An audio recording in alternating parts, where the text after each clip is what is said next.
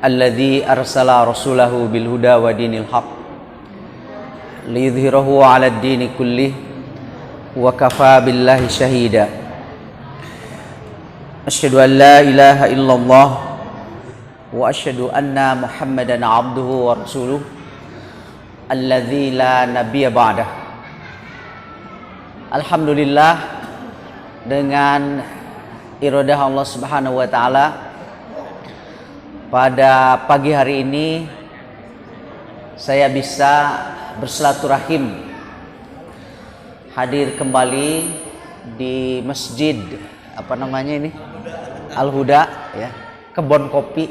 Saya masih ingat kebun kopinya. Kurang lebih 30 tahun yang lalu saya pertama kali ketika muda waktu itu pengajian di sini, mungkin bulanan atau saya lupa lagi ya, apa setiap Jumat malam atau Sabtu malam, saya lupa lagi. Tapi yang jelas turunnya bis itu masih ingat.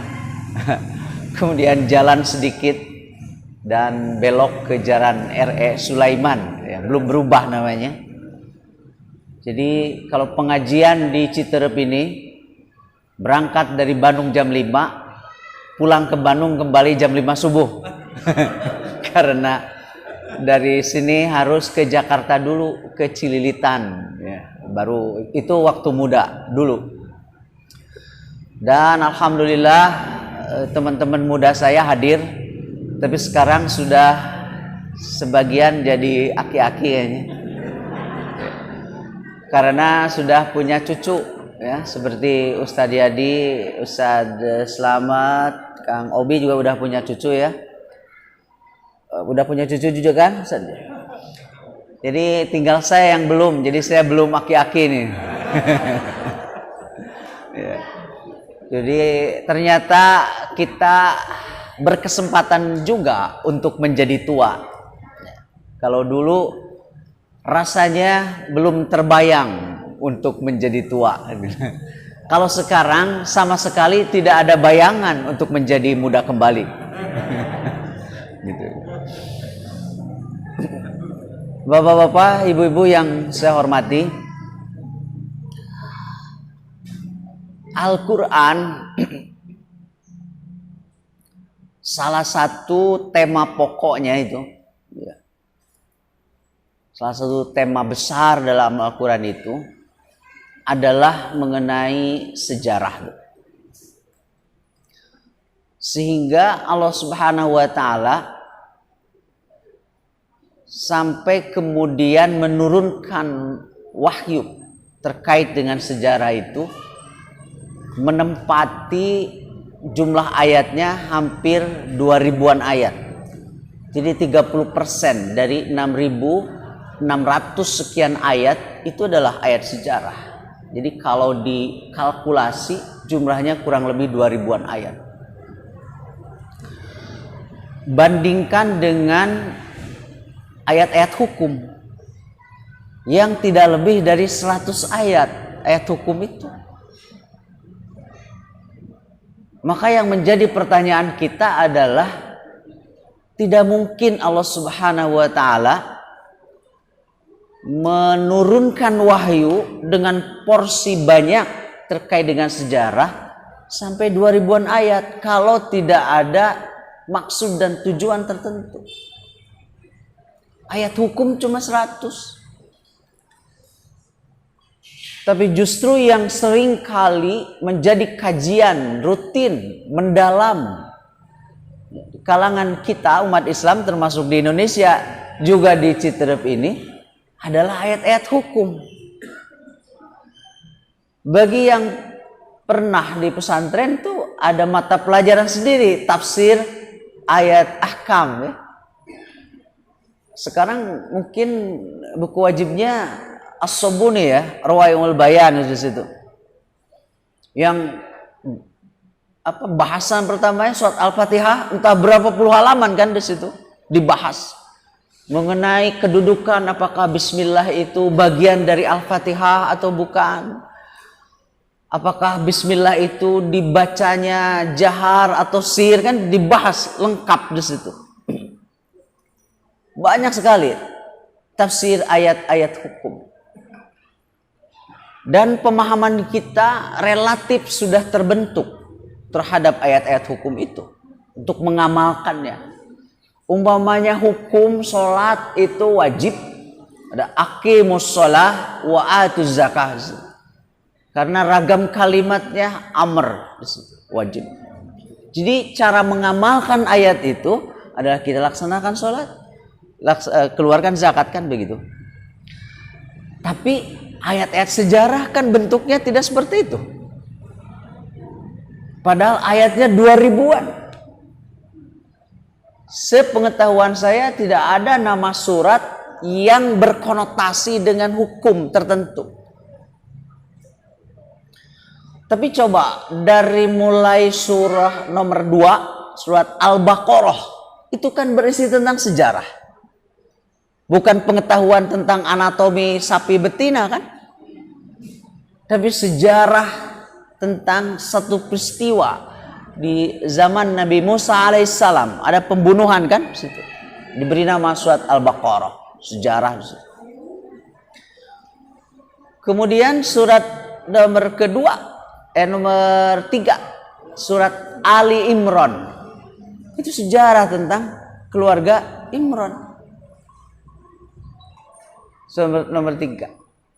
Berikutnya ada surah Yunus, surat Yusuf, Hud, ya, Maryam, Ibrahim.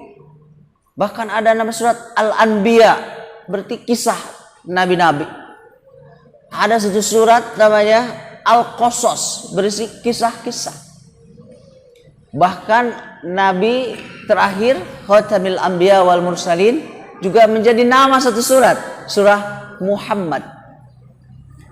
Bahkan ada tokoh, ya, the notorious persons gitu. Kalau diterjemahkan tokoh paling kurang ajar dalam sejarah itu, ya. Itu diberi nama surat itu surat Al-Lahab. Karena Abu Lahab, iya mah nusaroleh di dia ente dianggon nami surat. Ya. Tapi Abu Lahab itu sampai diabadikan di situ, ya. Itu di juz amma bayan akhir, ya, surat Al-Lahab. 2000 ayat, Bapak-bapak. Nah, pasti ada tujuan. Dan pertanyaan pokoknya bagaimana caranya, ya, caranya kita mengamalkan ayat-ayat sejarah yang 2000 itu. Kan persatuan Islam itu kembali kepada Quran dan Sunnah, termasuk kembali kepada 2000-an ayat yang tadi. Kayaknya saya belum menemukan ada tafsir khusus untuk mengkaji 2000-an ayat sejarah. Ini PR besar, dan untuk menatap peradaban manusia ke depan, termasuk juga persis ke depan, harus belajar dari 2000-an ayat yang tadi. Baik, Bapak-bapak, Ibu-ibu, kita lihat dulu, menarik untuk dikaji. Di dalam Al-Quran digunakan beberapa istilah untuk tentang sejarah ini. Ada digunakan kalimah hadithun. Hal ataka hadithu Musa. Apakah sudah sampai kepada kalian, ya, cerita gitu, ya, tentang Musa? Hadith kan macam-macam tuh. Mana hadis itu ada artinya juga baru, ya, di situ. Ada juga dalam pengertian hadis itu adalah berita yang disampaikan secara estafet, di situ. Kan baru tuh muhdats, tuh bid'ah tuh kan muhdats yang baru situ. Kenapa Allah gunakan kata hadis? Kayaknya nanti harus kita bahas tersendiri nih, di situ. Digunakan juga kalimah qasas. Kisah itu kan terkait dengan momen-momen kisah itu yang bisa ditelusuri, di tracking. Itu kisah tuh, itu maknanya. Ya. Yang jejak gitu, track record kisah itu. Makanya ada surat Al-Qasas. Dan salah satu fungsi Allah Subhanahu wa taala menyampaikan ayat-ayat sejarah, kisah-kisah adalah untuk mengkoreksi manipulasi sejarah. Nah, karena satu bangsa bahkan penguasa kalau dia ingin berkuasa salah satunya dengan memanipulasi sejarah. Diubah gitu sejarahnya. Seperti sekarang kan orang-orang PKI itu sedang mau mengubah sejarah yang asalnya mereka itu pelaku, mereka ingin disebut korban. Bahaya. Dan ilmu hadis kan ilmu tentang otentisitas sejarah. Betul nggak ini Rasul pernah mengatakan ini? Betul nggak Rasul pernah melakukan ini? Kan begitu. Maka kalau ternyata palsu atau doib itu kan berbahaya. Nah, makanya kan persatuan Islam itu semangatnya adalah semangat mengkoreksi, termasuk kepada diri sendiri. Kan banyak tuh dulu yang diamalkan oleh kita, ternyata di kemudian hari diketahui hadisnya doib. Contoh, ibu-ibu kalau mau buka dulu itu doanya apa? Alumalakasum tuh ya. Alumalakasum tuh. Ustaz Obi juga begitu dulu. Ustaz Diadi juga begitu. Alumalakasum tuh kan. Kesini diketahui oh ini hadisnya kurang kuat katanya. Yang kuat itu adalah zahabat doma'u wa batallatil uruqu wa thabatal amru insyaallah. Itu kan semangat koreksi. Jadi memang persis itu bukan saja mengkoreksi kekeliruan orang lain, tapi juga mengkoreksi diri sendiri. Dulu Hasan itu dikoreksi oleh putranya Ustadz Abdul Qadir Hasan tentang sholat Jumat pergi musafir. Dikoreksi oleh anaknya. Beliau terima. Kan lamun tidak bersemangatkan ilmu pengetahuan jadi budak mana mah nyawa itu bau ge untung gitu kan ya. Tapi semangat persatuan Islam itu adalah mencari kebenaran bukan pembenaran di situ. Makanya ulama mengatakan khudhil hikmah min ayyi syai'in kharaj. Ambillah hikmah itu, kebenaran itu dari manapun kau peroleh. Kata orang Tasik musim tina bujur hayam ge dicokot tidak nog cenah eta mah. Tapi lamun tina bujur jelema ge ulah da eta mah lain nog di situ. Kan begitu ya. Khudhil hikmah min aisin kharaj. Al-Quran itu mengkoreksi bahaya ketika sejarah itu ditutupi, dimanipulasi, diselewengkan. Bahaya itu. Contohnya, beratus-ratus tahun keyakinan manusia pada waktu itu Nabi Isa alaihissalam itu disalib. Itu beratus-ratus tahun. Maka menjadi akidah.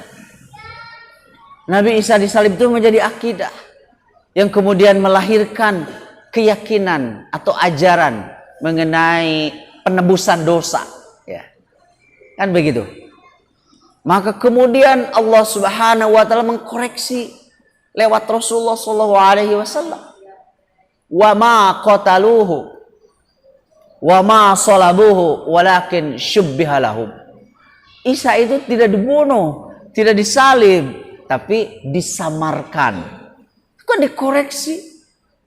Jadi sejarah di dalam Al-Quran itu kita tidak diminta untuk menghafalnya, tapi diambil pelajarannya dan salah satu adalah fungsi koreksi. Fungsi koreksi kan bahaya. Sebuah keyakinan yang melenceng yang diakibatkan oleh kepalsuan sejarah, kan begitu. Makanya Allah Subhanahu wa taala dalam surat Yusuf mengatakan begini, nahnu naqussu 'alaika ahsanal qasasi bima auhayna ilaika hadzal Qur'an wa in kunta min qablihi laminal ghafilin.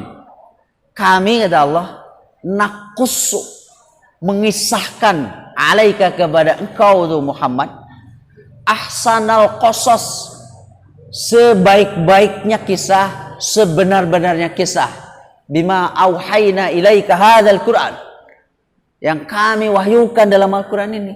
Jadi kisah dalam Al-Quran itu adalah ahsanal qasas,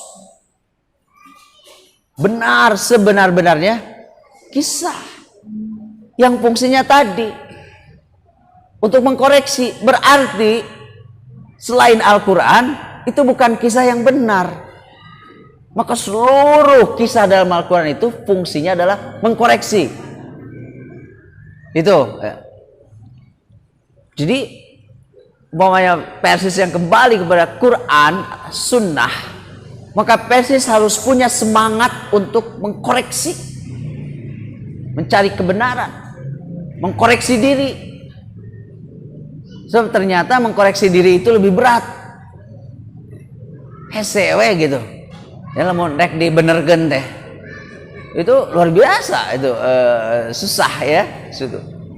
Padahal itu adalah semangat dari Al-Qur'an. Situ. Al-Qur'an juga menggunakan istilah apa lagi ya? Tadi haditsun, qasasun, situ. Kemudian ada juga digunakan nabaun. Ya, nabaun.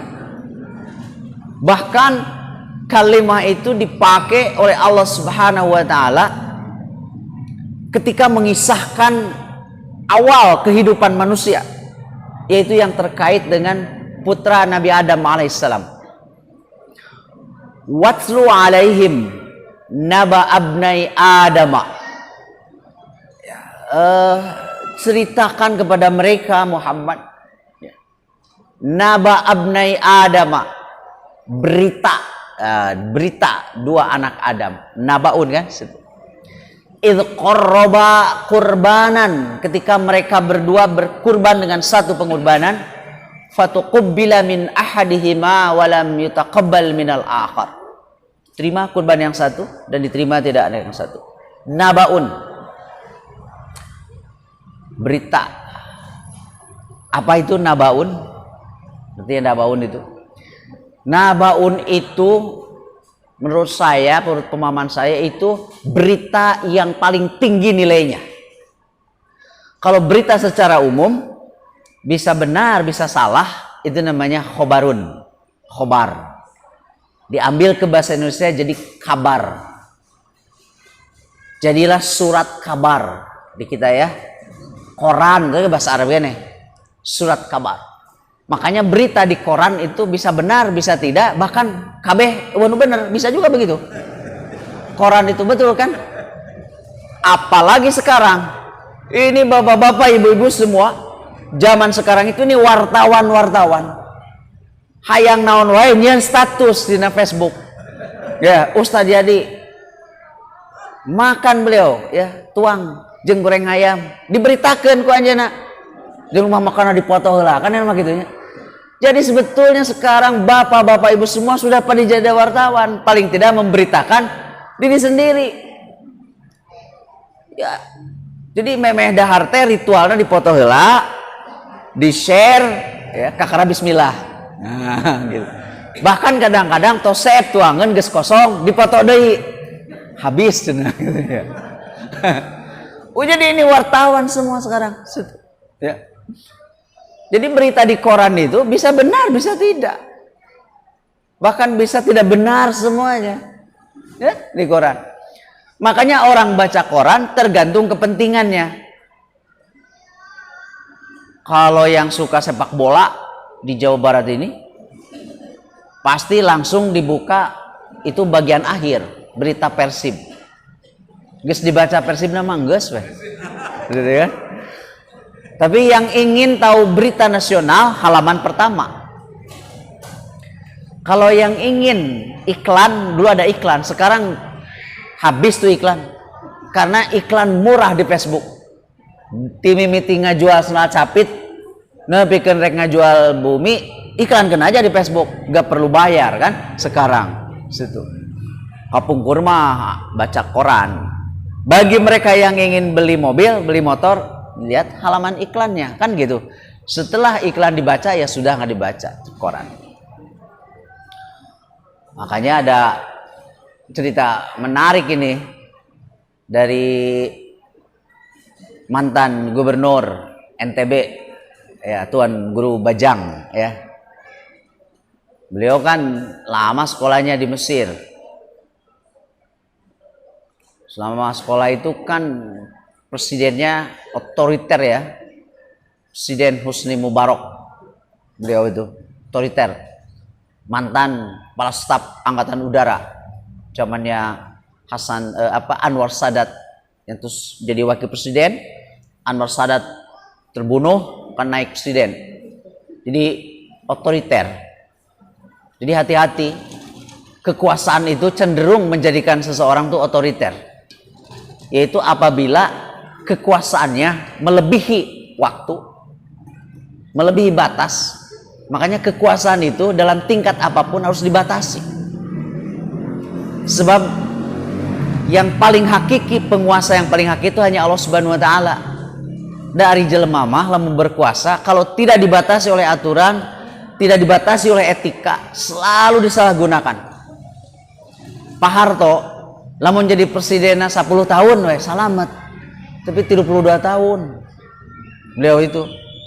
Bung Karno jadi presiden dari tahun 45 sampai 67, 22 tahun. Di Pak Harto ngalewihan Bung Karno 32 tahun di situ.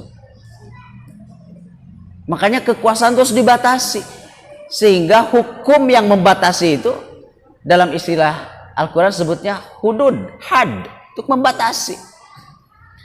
Karena tabiat manusia itu cenderung sewenang-wenang kalau dia memiliki kelebihan dibanding yang lain. Makanya Allah mengingatkan di dalam surat Al-Alaq, kalla innal insana layatgha. Ingat, sesungguhnya manusia itu punya kecenderungan sewenang-wenang, melewati batas. Punya kecenderungan jadi togut. Togo itu ini jeruk ya. Oh ya, seri pala ya. Jadi, harus saya minum dulu ya. Rawas ini. Ini nih gelas nih. Ini kan kapasitasnya katakanlah ini 500 ml. Kalau diisi 1000 maka akan tumpah. Itu namanya togo. Maka Allah Subhanahu wa taala terkait kisah Nabi Nuh alaihissalam, Allah mengatakan begini, inna lamma taghal ma. Ketika air pada batas yang tidak bisa ditoleransi lagi. Jadi si Kan'an ketika dia mengatakan kami akan naik ke gunung dari situ kan, ketika diajak oleh Nabi Nuh ilkam ma'ana, menolak dia, sawi ilal jabal, kami mau naik ke gunung. Kata Allah, inna lamma taghal ma.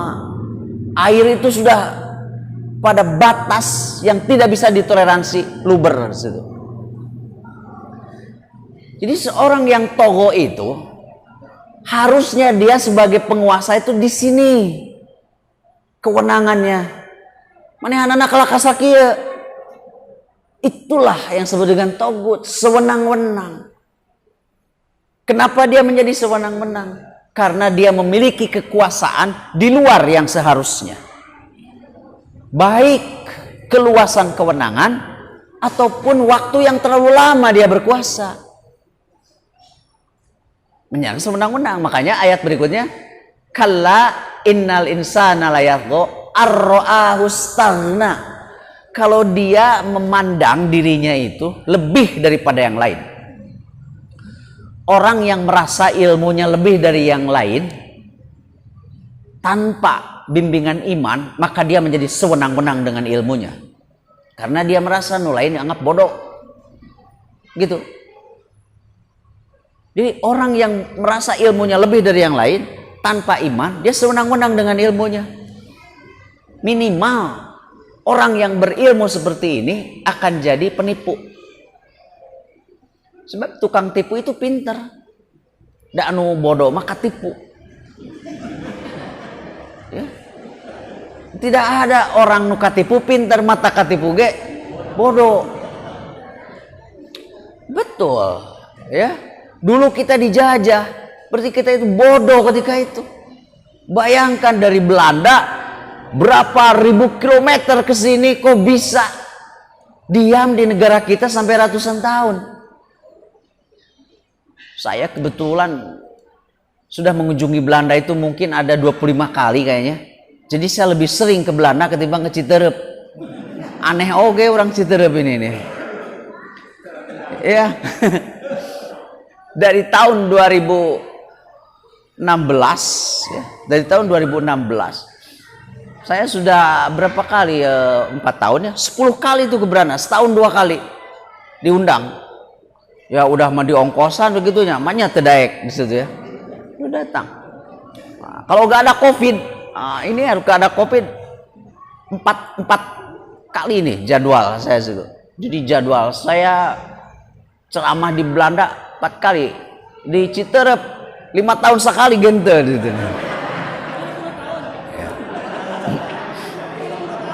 Ya. 20 tahun ya situ. Itu tuh. Saya pertama kali ke Belanda, pertama kali nih tahun 98. Aduh, saya bilang ini negara kecil begini sampai kemudian bisa menduduki Kepulauan Nusantara ini sampai ratusan tahun. Berarti bodoh benar kita. Belanda itu kecil. Dari ibu kotanya Amsterdam sampai ke kota perbatasan ya yang disebut dengan Rotterdam ke situ. Naik kereta api cuma 40 menit. Beres sudah. Selesai, nggak ada di situ. Coba sekarang naik pesawat bapak-bapak ibu-ibu dari Sabang, dari Aceh ya sampai ke Papua itu 6 jam. Sama perjalanan dari Jakarta ke Australia ke Melbourne itu 6 jam. Urang mah genep jam masih kene di negara sendiri.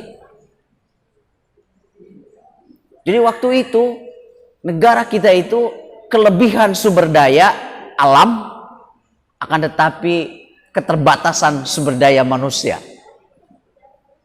Ternyata sumber daya alam itu tidak bermakna apa-apa apabila manusianya tidak memiliki kemampuan di situ. Itu. Nah, jadi kalau orang punya kelebihan ilmu tapi minus iman, jadi surplus ilmu, defisit iman, maka dia jadi penipu dengan ilmunya. Termasuk juga ya apa yang disebut dengan ulama atau kiai, dia banyak ilmunya tapi surplus imannya, minus imannya, defisit, dia menjadi penipu. Makanya Al-Qur'an kan di situ mensinyalir ada yang menjual belikan ayat Allah tsamanan qalila, kan begitu. Dari anu bodoh mereka jual belikan ayat Allah kumaha teu ngarti ya di situ. Ya. Penipu susu. Terus orang yang memiliki harta lebih dari yang lain, namina teh kan anu beunghar, agnia kan gitu. Maka dia juga menjadi sewenang-wenang dengan hartanya. Ya. Sewenang-wenang dengan hartanya. Kemudian mereka yang memiliki kekuasaan lebih daripada yang lain, dia juga akan sewenang-wenang dengan kekuasaannya. Yang menjadikan dia sewenang-wenang itu bukan karena dia berkuasa, tapi kekuasaannya yang berlebih. Nah, itulah yang ada pada diri Fir'aun. Itu yang ada pada diri Fir'aun. Fir'aun itu dia menguasai militer, menguasai perekonomian, menguasai birokrasi, semua ada pada dirinya. Makanya Allah Subhanahu wa taala selalu melekatkan predikat kepada Firaun itu togo. Senang-senang. idhab ila fir'auna, Musa datangilah Fir'aun, innahu, kenapa? Karena sesungguhnya dia togo, sewenang-wenang. Jadi yang didakwahi oleh Nabi Musa itu bukan kekuasaannya, karena kekuasaan itu halal. Bahkan pada saat tertentu berkuasa itu wajib. Ya? Jadi kalau demi efektivitas, kualitas dakwah yang bisa dicapai dengan berkuasa, maka bapak-bapak, ibu-ibu wajib untuk berkuasa. Jadi pada satu saat Bupati Bogor itu kudu orang Citerep sekali-kali. Gampang jadi bupati mah gampang. Nurada hesena teh kumaha carana supaya kapilih gitu. Ya. Gampang gitu. Coba namanya Sadiadi itu yang jadi wali kota Bogor, gampang. Tuh bisa ya angkat staf nu pinter ti PB kan begitu, ahlinya. Kan begitu. Tapi kumaha carana supaya orang aya nu milih kan gitu. Nah, maka Jamiah Persis ini harus didesain ke depan tuh begitu. Kita harus memberi contoh bahwa kita bisa meraih kekuasaan demi dakwah itu tanpa menggunakan uang. Kan nama juga mustahil ya. Nah, tapi kita rencanakan, kan Persis juga usianya udah 100 tahun, bayangkan. 100 tahun dengan karena pika dia jeung sakieu. Begitu, justru 100 tahun ke depan. Dan ingat, perjuangan itu seringkali tidak pernah dirasakan, dicicipi oleh para pelakunya. Para nabi itu tidak mencicipi hasil perjuangannya. Para nabi itu diratapi setelah beliau itu tidak ada. Semua nabi ketika hidup dicaci, dibenci, difitnah. Rasulullah sebut majnun, kan begitu. Wah, ke orang disebut majnun. Kan paling nyebut rada ebel saat itu ya. Majnun ya Rasul itu. Karena memang nabi itu kata Allah Subhanahu wa taala, likulli nabiyyin ja'alnahum adu. Untuk setiap para nabi itu aku jadikan bagi mereka itu musuhnya, kompetitor di situ ya. Tapi para nabi itu setelah tidak ada, diratapi kepergiannya. Nah, begitulah juga bapak-bapak, ibu-ibu, para pejuang dakwah ini. Ketika kita hidup, mungkin kita itu tidak disukai, bahkan dibenci. Tapi pada satu saat akan diratapi. Jadi tidak gampang untuk mencontoh Nabi teh. Ya, jadi mencontoh Nabi itu bukan hanya sekedar bagaimana cara beliau berwudu, bukan bagaimana cara beliau ruku, tapi bagaimana beliau mengorbankan seluruh kehidupannya demi masa depan peradaban. Itu Nabi itu rela untuk tidak menjadi kaya. Mata kese jadi ustad mah miskin teuing diomongkeun. Iya, ustad itu kalau terlalu miskin diomongkeun, si ustad itu mah yang dibere wae, itu begitu kan? Ya, terlalu kaya oke diomongkeun, si ustad eta mah matre ya cenah. Jadi tidak gampang, betul gak? Jadi ustad itu serba salah. Miskin salah, benghar salah, kan begitu ya. Ya saya kan lumayan lah di Persis ini sudah sejak tahun 78. Saya 78 sudah di Persis, sudah ikut tamhid dulu. Guru saya itu ayahnya Ustaz Siddiq Amin, Ustaz Aminullah, itu guru usul fikih saya. Saya peserta paling muda, makanya pakai celana pendek sendiri dibolehkan, can aurat sebenarnya. Karena saya masih SMP, jadi pulang SMP saya ikut di situ sampai malam, nggak pulang ke rumah. Ya, jadi nginap di salah satu teman senior, ya seperti Pak Haji Omay Komarudin tuh ya, yang bosnya Nog Setasik situ. Jadi nginap di beliau situ. Saya mengalami sekarang sini, seringkali jamaah itu. Saya kan dulu mau dakwah itu ikut ini dari ibu saya. Kalau mau berdakwah itu harus punya bekal. Yang pondasinya adalah keikhlasan situ. Yang keduanya adalah ilmu. Yang ketiga juga harta. Untuk menjaga pondasi yang tadi itu. Makanya harus ada pegangan gitu ya. Hasan dulu beliau kan buka vulkanisir. Hasan tuh buka vulkanisir ban. Beliau juga mencetak buku. Karena beliau mengajarkan, jadi Persis ini mempelajari sejarah Persis termasuk juga semangat kemandiriannya seperti itu. Hasan itu vulkanisir ban. Dan Hasan itu cadu menta dia. Cadu menta tapi wajib merek. Beliau itu. Dan tidak pernah menolak kalau diminta. Bung Karno, Presiden Republik Indonesia pertama. Bung Karno. Kirim surat dari Endeh. Beliau. Minta dibelikan buku. Jadi nyangka nate Hasan teh beunghar gitu. Itu bagus. Disangka beunghar lebih arus tibatan disangka miskin. Jadi mau disangka beunghar mah urang teh berusaha untuk merealisasikan panyangka batur gitu kan. Lamun disangka miskin mah berusaha bae disangka miskin ieu cenah. Gitu. Jadi mending kene disangka beunghar. Marah loba proposal. Nih kalau disangka beunghar mah kudu atoh dari situ ya. Minta dikirim buku. Dan bukunya tidak sembarang. Dalam artian dia. Penulisnya itu Sayyid Amr Ali. Judulnya The Spirit of Islam. Ruh Islam. Itulah barangkali yang mengilhami Bung Karno sehingga dia menulis satu artikel Api Islam. Situ. Kemudian beliau mengkritik yang sebutnya sebagai Islam Sontoloyo. Pernah dengar gak? Ya, Bapak-bapak. Islam Sontoloyo itu api Islam. Minta ke Tuan Hasan, sudilah Tuan mengirimkan kepada saya ingin membaca bukunya The Spirit of Islam. Eta teh bukuna import. Tahun 30 mesti ayeuna gampang atuh. Buka we website Amazon 2 minggu dugi. Dulu tahun 30 coba kudu neangan duit nah itu. Oh teh kirang gini. Halo. 30. Tapi itu yang harus ditiru oleh Hasan.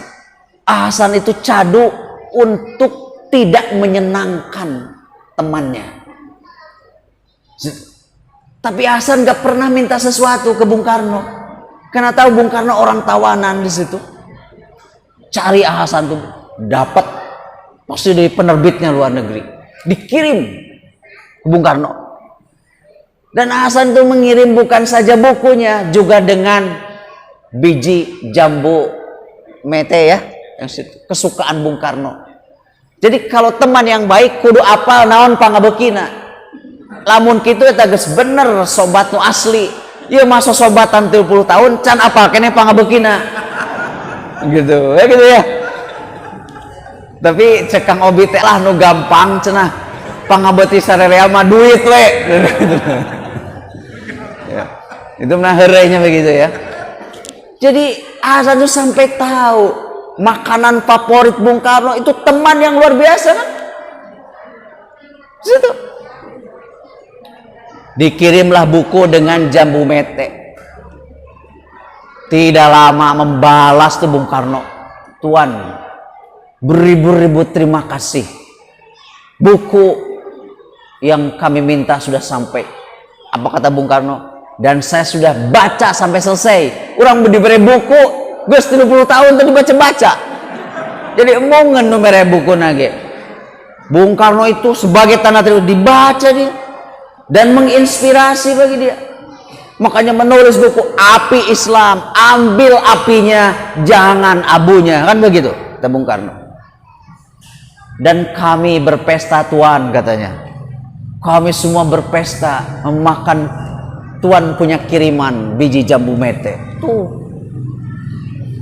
Itulah alaknya orang Persis.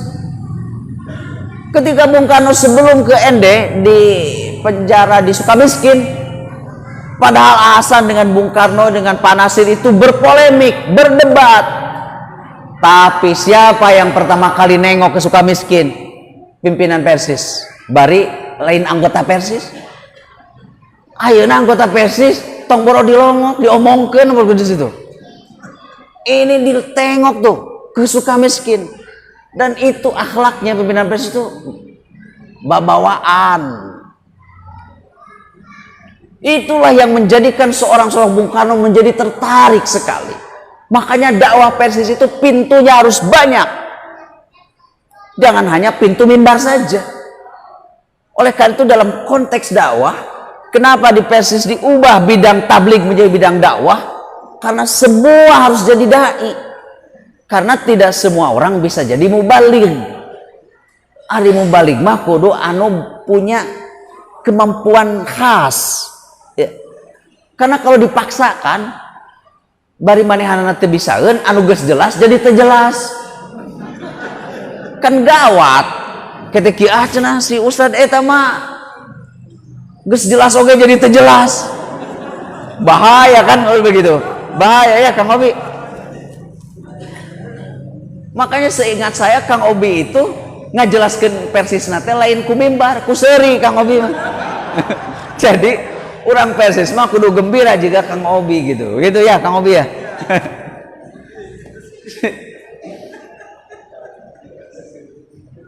Jadi kalau dakwah mah semua itu dai.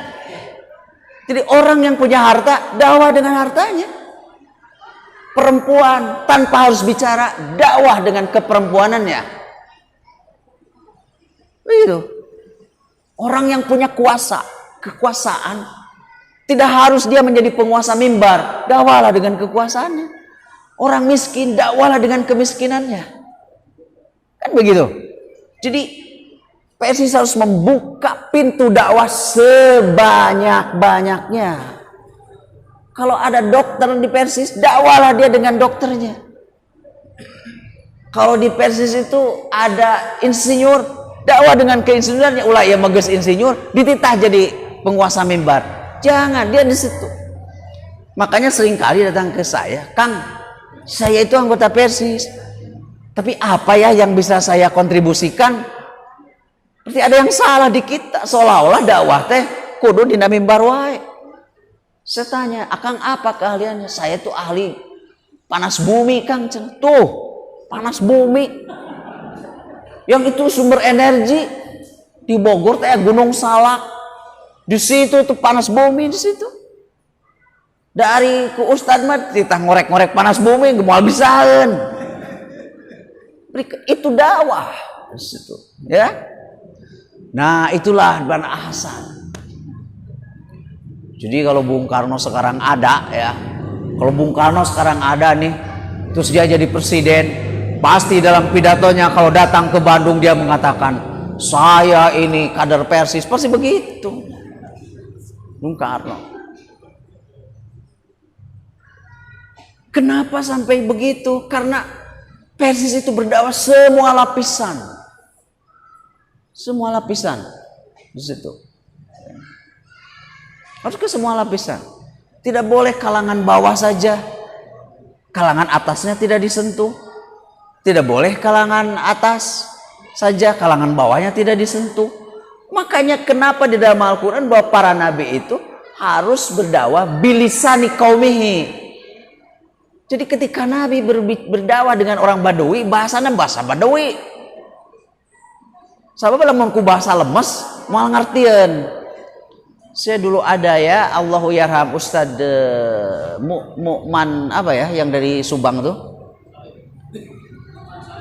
Ya, Muhammad Sarif ya di Subang ya, Pemanukan. Beliau kan aslinya tuh orang Ranca Ekek ya kalau tidak salah. Kan di Pantura nyarios bahasa Sundana teh kirang lemes ya. Tapi lain hartina kasar. Mata jelema teh ulah dinilai bagaimana gaya bicaranya. Kejujuran akhlak seseorang itu bukan dia merangkai kata. Yang namanya penipu nu omongan anak teu alus. Matak kitu ge tukang tipu. Begitu kan? Tukang penipu itu tidak mau menyinggung orang. Tukang tipu sabab lah menyinggung orang mau berhasil nipuna. Gitu. Maka Umar bin Khattab itu tidak disebut sebagai goreng akhlak itu Rasul. Disitulah dia situnya. Jadi ada lapisan yang cocoknya Umar, ada lapisan yang cocoknya Utsman. Namun ke Utsman kabeh melambai kada di situ kan. Gini kata Ustaz Muhammad Sarif. Naros cenah kayak ke apa? Murid, santri. Dupi tuang rama saha wastana cenah namina. Ngegidag teu ngartieun. Dupi tuang rama saha namina godeg gitu. Geus 3 kali ditanya kieu we cenah ku saya teh. Ari bapak siasa ngaran. Disada cenah dikitu. Jadi karena tidak pas gitu kan dirinya begitu. Ditaos mah kan maksudnya mah sae. Tuang rama saha namina gitu kan? Maksudna ieu. Gideg cenah bisa teu kadengeun gitu. Tuang rama gideg keneh wae. Begitu bapak siasa ngaran. Disada euy cenah gitu. Bidesa di komi di situ ya. Itu dakwah. Jadi dulu saya dakwah gitu punya pekerjaan. Pernah suatu saat saya biasa pakai mobil nih. Tapi ke suatu tempat wah kalau pakai mobil macet. Pakai mobil tuh macet. Pakai motor aja saya. Ojek supaya cepat dalam lami mobil. Tapi kayaknya teh si jamaah tuh gak senang saya pakai motor. Jadi kurang terhormat gitu kalau ustadz itu naik motor gitu di situ ya. Pertanyaannya ustadz sudah mobilnya ke mana? Untung tadi walar kusimur tadi dijual gitu di situ ya. Di sini kadang-kadang ada ketidakpahaman juga dari umat di sini ya. Akhirnya kemudian si ustadz itu memaksakan diri kan untuk itu. Memaksakan diri untuk itu. Padahal bukan itu yang dimaksud untuk merawat dakwah itu, bukan di situ. Tapi integritas di situ. Nah, jadi kepada para dai modalnya itu tadi tuh ilmu, ikhlasan, dan kemandirian. Ahasan buka vulkanisir. Padahal beliau tuh ulama besar, tapi vulkanisir. Mungkin mun ayeuna namanya cenah ulama muka tamalban judulnya begitu. Beliau buka vulkanisir. Tapi beliau mandiri dan saya katakan tadi cadu menta wajib merek. Makanya Hasan itu terkenal, beliau itu singa dalam dalam mimbar ya, bukan mimbar sebetulnya, beliau nggak bisa pidato ya. Hasan itu tapi tulis menulis ya, beliau itu kalau disuruh ceramah kayaknya lebih bagus saya beliau itu. Makanya beliau mah harus tanya jawab Hasan itu, jadi ilmunya harus digali Hasan itu. Tapi beliau tuh domba dalam pergaulan, situ Hasan situ. Tapi kalau dia berdebat juga singa, berani. Kemudian kan di acara di Bandung saya sampaikan Kang Yadi ya, satu kisah tokoh ulama NU Kiai Wahbasbullah pengajian di Bandung. Kirim surat dari pimpinan Persis. Mohon waktu 30 menit untuk mendiskusikan beberapa hal. Begitu. Diskusi. Bagusnya Nahdlatul Ulama. Diterima itu surat permohonan dari pimpinan Persis itu. Kami dengan senang hati mengundang keluarga besar Persis barang 25 orang untuk berdiskusi. Tapi katanya prakteknya lebih dari 25 orang Persis diskusi. Laporannya, kesimpulannya kesimpulan masing-masing. Jadi tidak ada kesepakatan. Baralik beres, gak ada masalah. Luar biasa kan? Di situ. Ulah ieu mah ayeuna tong boro Persis bade ngulem Nahdlatul Ulama. Sesama orang Persis we geus embung silih anyangan. Jangan sampai begitu. Di situ. Ya. Nah itu yang apa? Yang pejuang dakwah itu. Tadi saya ingin beri contoh khobar situ ya, khobarun situ. Kata Tuan Guru Bajang, di Mesir tuh zaman diktatornya Sembar, rakyat Mesir itu tidak percaya berita koran, nggak percaya semuanya. Ya mah, karena koran sudah dikontrol oleh pemerintah. Jadi kalau bahasa sekarang, kalau berbeda dengan pemerintah hoax ya, kalau sekarang tuh begitu. Jadi mau beda tuh hoax itu. Nah dulu di Mesir begitu dikontrol, jadi berita koran itu harus lewat kontrol dan sensor pemerintah. Akhirnya si masyarakatnya terpercaya, ya mah bohong lah. Kecuali koran halaman 10 yang dipercaya oleh masyarakat. Apa tuh isinya koran halaman 10 bapak-bapak ibu-ibu? Berita kematian. Jadi lamun aya innalillahi wa inna ilaihi raji'un berarti bener aya nu maot. Jadi eta hungkul nu dianggap percaya gitu. Ya? Iya. Tuh. Kesininya setelah Husni Mubarak ditumbangkan, kemudian ada proses demokratisasi, terpilih Presiden almarhum Muhammad Mursi, kemudian ditumbangkan lagi oleh diktator sekarang Jenderal Abdul Fattah As-Sisi. Sekarang rakyat Mesir itu semua berita koran termasuk halaman 10 wah nu dipercaya. Jadi lamun aya berita kematian ge cantang tuh begitu. Begitulah itu khobar itu situ ya. Jadi lamun aya nu maot ge teu dipercaya bohong ge mah. Sampai sebegitu. Jadi bapak-bapak ibu-ibu kalau pegang kekuasaan jangan ingin mengontrol semua situ. Bisa tidak dipercaya. Ya. Karena yang maha mengontrol itu hanya Allah Subhanahu wa taala. Alimun khabirun, Allah itu maha mengetahui dan maha mengontrol. Kita mah tidak bisa. Kadang-kadang penguasa ari kana omongan rakyat dikontrol, ari kana beuteung rakyat gitu.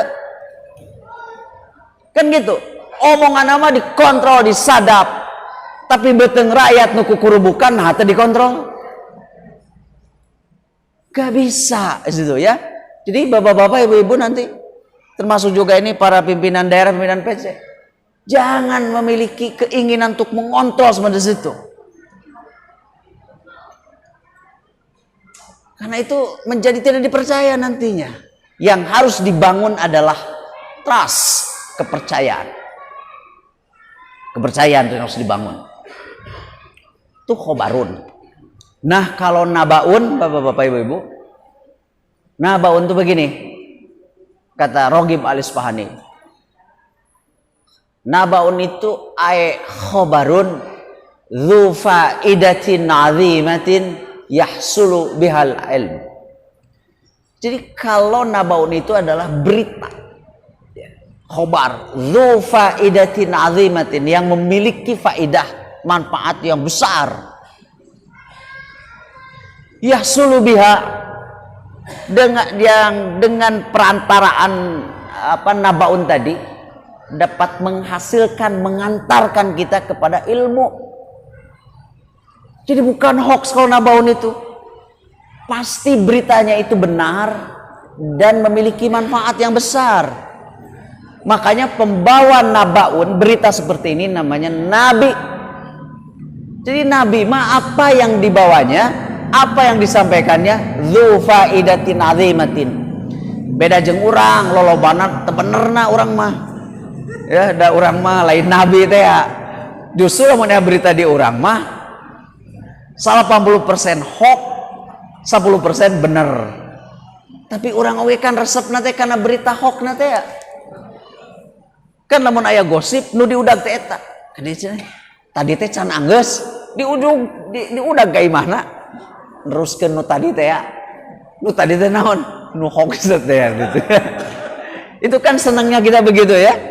Nah, makanya kalau nabi itu nabi, pemberitanya itu daging semua itu, gizi semua dari nabi itu, gak ada kolesterolnya. Makanya nabi itu kalau berpidato gak lama. Saya ini udah terlalu lama, jadi harus segera mengakhiri ini. supaya mencontoh Nabi. Nabi itu bergizi semua. Nah makanya ini para mubalik persis, itu tolong nanti kalau berbicara itu harus gizi semua. Ulah ieu mah teu puguh, mana muqaddimah, mana eusi jeung mana khotimah teu puguh. Ya. Nah, jadi nanti nih para mubalik persis khususnya nih kalau Jumat fokus satu tema. Jangan terlalu banyak kaditu-kadia di situ. Bukannya fokus. Harus fokus di situ ya. Harus fokus. Nabi itu kan begitu. Trek bicaranya. Kenapa juga persis dulu itu diminati? Karena fokus persis. Situ bicaranya. Ya, jelas. Nah, caranya Bapak, Ibu-ibu wajib ya bagi para mubalik persis itu untuk membaca. Dua membaca itu. Membaca buku dan membaca kehidupan. Jadi mubalik mah kudu merenung. Ningali jalan tol kudu bisa jadi ban khutbah. Merenung apa di pelajarannya begitu. Iya. Ulah ieu mah nu ditingali kabeh nu jadi ibroh. Di situ. Merenung, saya kan pelajaran. Ya. Dan ketika membacakan kita bukan menyampaikan tekstual nu dibacakan gitu. Data narunutan atuh di zaman di situ. Tapi kita harus mencerna, mengunyah yang dibacaan itu. Jadi ibaratnya begini, Bapak-bapak. Nah, termasuk juga para asatid ya. Asatid guru, saya juga guru kan. Tapi namanya dosen itu ya. Sekarang guru besar itu. Sebetulnya saya kan nggak besar. Ya.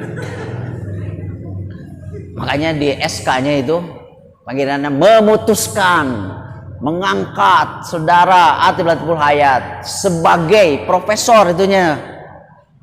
Garis miring guru besar, soal bisa gendut. Kayaknya profesor. Kalau itu profesor tuh al ustadzul kabir. Eta meureun terjemahannya jadi guru besar. Makanya di Arab juga akhirnya profesor ke bahasa Arab jadi al-buruvizur. Ya, kayak dokter kan aduktur ya. Aduktur, al-buruvizur gitu.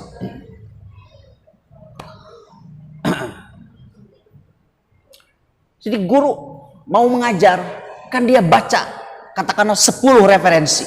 Baca tuh guru. Tapi ketika mengajar kan tengah utahkeun dibacaan atuh. Jadi guru itu jangan memuntahkan apa yang dia baca. Kalau guru pengajar memuntahkan semua yang dia baca ke murid, gelo muridna.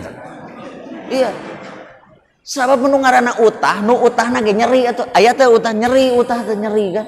Utah juga sakit. Yang melihatnya juga jijik. Jadi lamun guru ngajar murid memuntahkan apa yang ada di kepala, gelo ta muridna. Lieur pusing. Urangna sorangan oge, lieur ningali utah sorangan. Nah, maka mengajar itu adalah ibarat kita memakan makanan.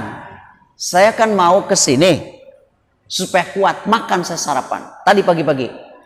Pun bojo itu pasti setiap pagi saya minumnya air putih plus buah-buahan. Perut kosong. Loba buah-buahan ayeuna mah. Ya, erek kadongdong ge ari kuat mata, di jus di situ. Terong segala rupa. Kadang-kadang kalau tidak ada buah-buahan, di masjid saya itu ngebon ayeuna, apa namanya? Sosin gitu ya. Ambil situ di jus jeung jeruk, raos. Udah minum. Ah, tadi saya kebetulan ada alpukat, minum alpukat. Udah kan buah-buahannya. Nah, terus ada proteinnya apa kan tempe non gitu. Ah, tadi makan bubur ayam di situ. Kan buah-buahan di bumi. Kan saya datang ke sini tidak memuntahkan hasil yang saya makan. Tapi yang saya sampaikan kepada bapak-bapak energinya. Yang sudah diolah kan jadi kuat, jadi nyariosna enak kan. Ente lesu gitu. Ente letoy kan. Ente gitu ya. Ente letoy berenergi. Kan bukan saya mengeluarkan alpukat nu tadi. Kalau mau ibu-ibu tos baso kan alpukat diutahkeun geuleuh atuh. Gitu ya. Tapi energinya. Nah, Ustaz Slamet Sediadi ngajar, baca mau ngajar. ketika disampaikan kepada murid, energinya yang sudah diolah oleh beliau, tidak verbatim, tidak tekstual di situ. Umpamanya rek ngajarkan dia tentang mabni fi'il madi ada di situ ya. Baca dia, baca contoh-contohnya. Ditepikan ke murid teh kan tujuannya kumaha supaya murid ngerti. Itu energinya. Mengajar itu. Jadi lamun enak guru pusing rek ngajar, berarti dia belum paham apa yang dia baca. Salah satu tips dari saya kepada para guru, para asatid, agar bahan yang kita sampaikan itu dipahami, kasih contoh. Jadi lamun rek nerangkeun fi'il madi teh naon, ulah ta'rif hungkul, contohna dina kalimat.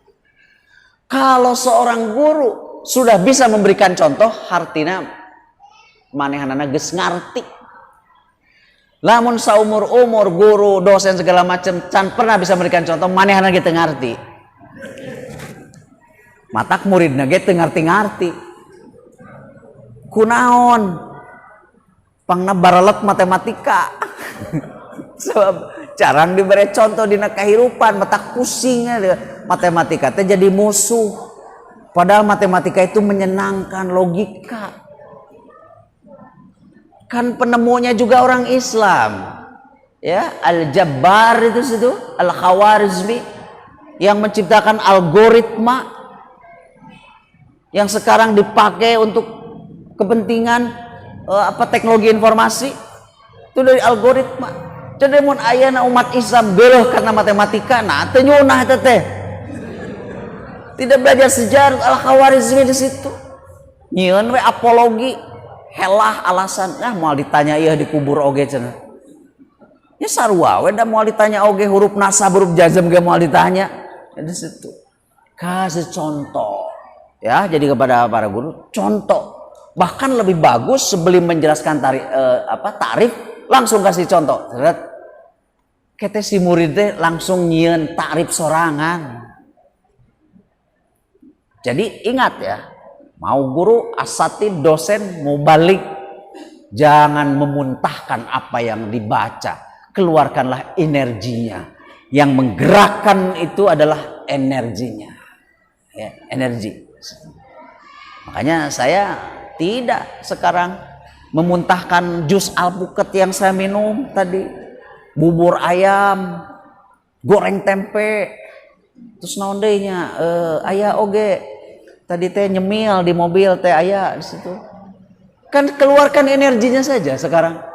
Cenghar di situ ya Kang Obi ya. Cenghar di situ. Itu teh ujung-ujung borolo we ngutahkeun dia. Enggak ada di situ. Di situ ya. Nah, jadi nabaun itu beritanya penting, bukan hoax di situ. Nabaun itu. Nah, Al-Qur'an itu mengisahkan ayat sejarah itu, Bapak-bapak. Itu fungsinya ya. Karena itu berita ya benar, nabaun itu. Dua fungsi dari sejarah itu. Satu, kita harus mengambil ibrah dari situ. Yang kedua, kita harus menatap masa depan. Jadi bahan untuk masa depan itu dari sejarah. Makanya di dalam Al-Quran itu tidak digunakan kata sajaratun. Kan sejarah tuh bahasa itu. Sejarah tuh pohon. Biasanya yang mau sejarah tuh pohon kekuasaan, silsilah.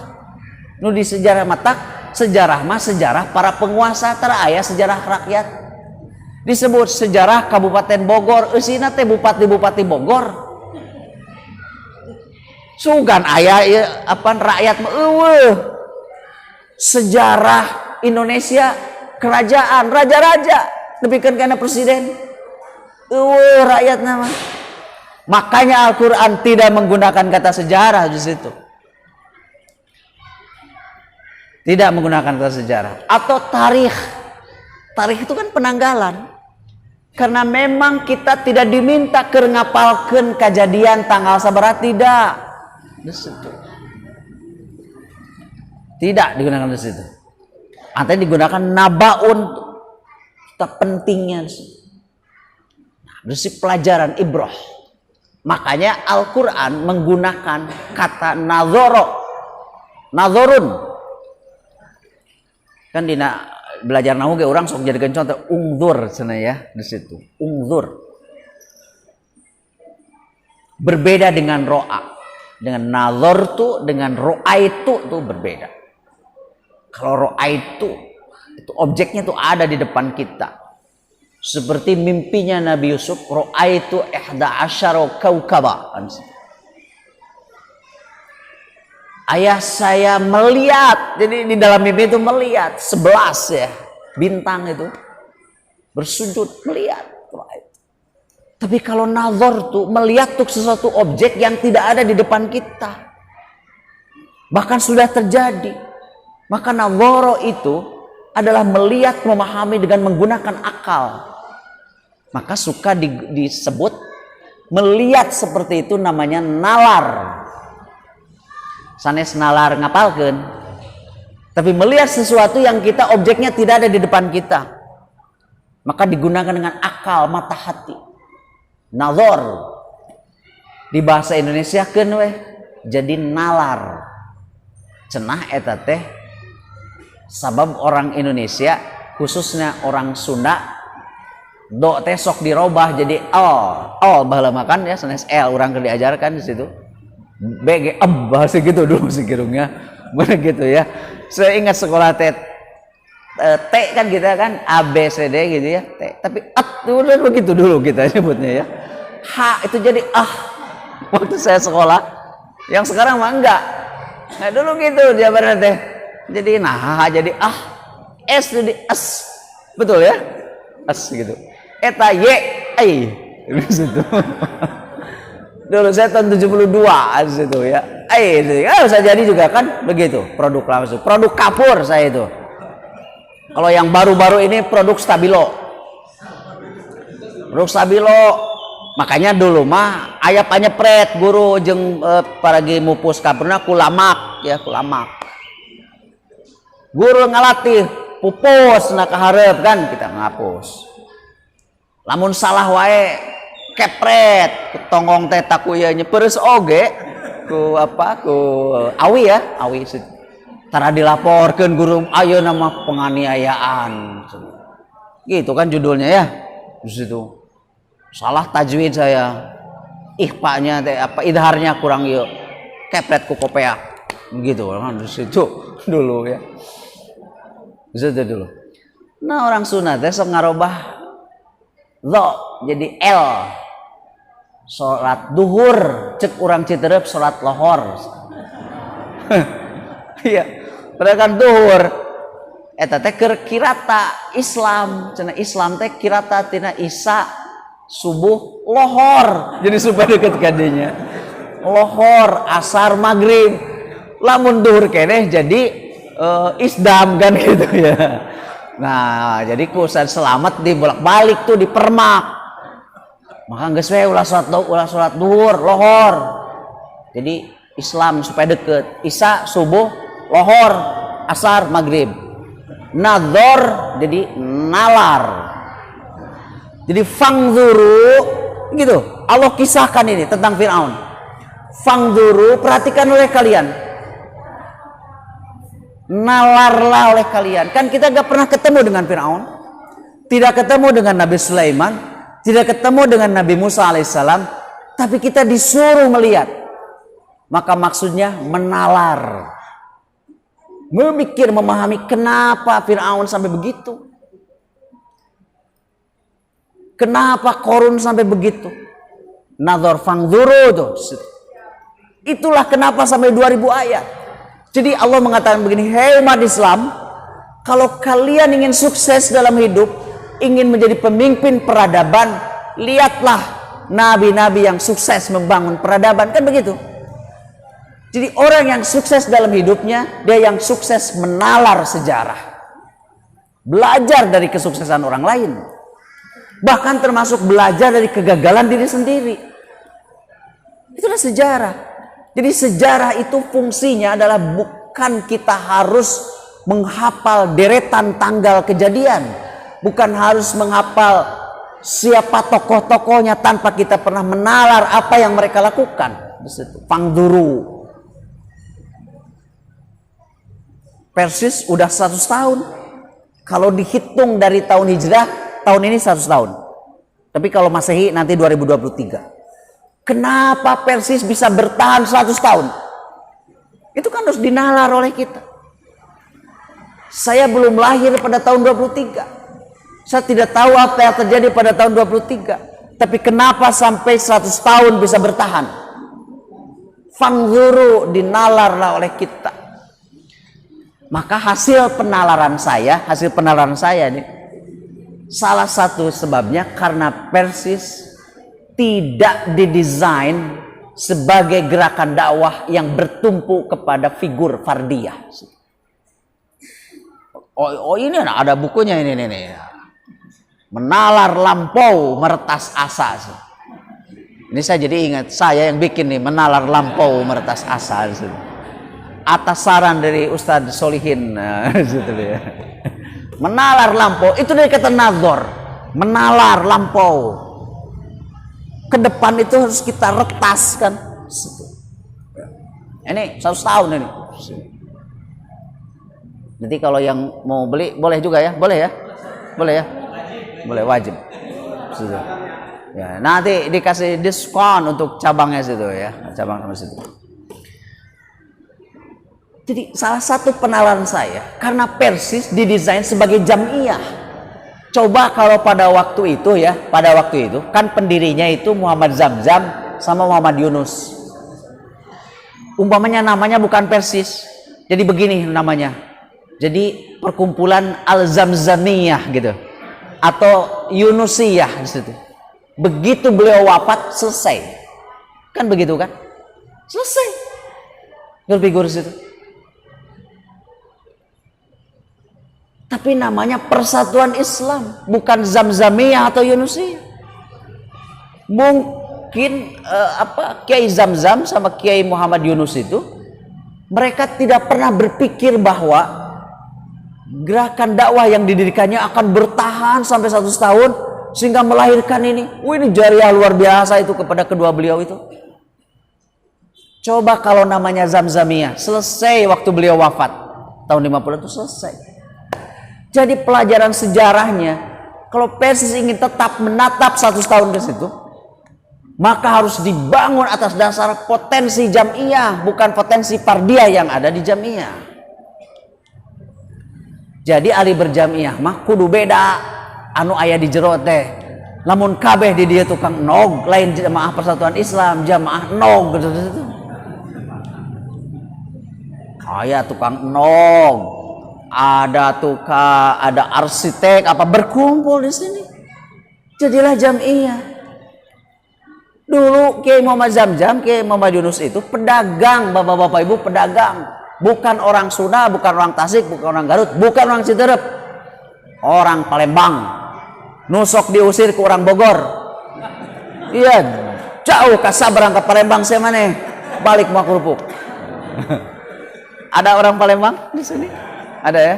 Diusir kurang Bogor, diusir. Mun dikutuk teh diusirnya ke Palembang, udah jauh baheula mah ya. Situ. Orang Palembang, generasi ketiga yang migrasi ke Bandung. Tapi mereka udah bisa bahasa Sunda.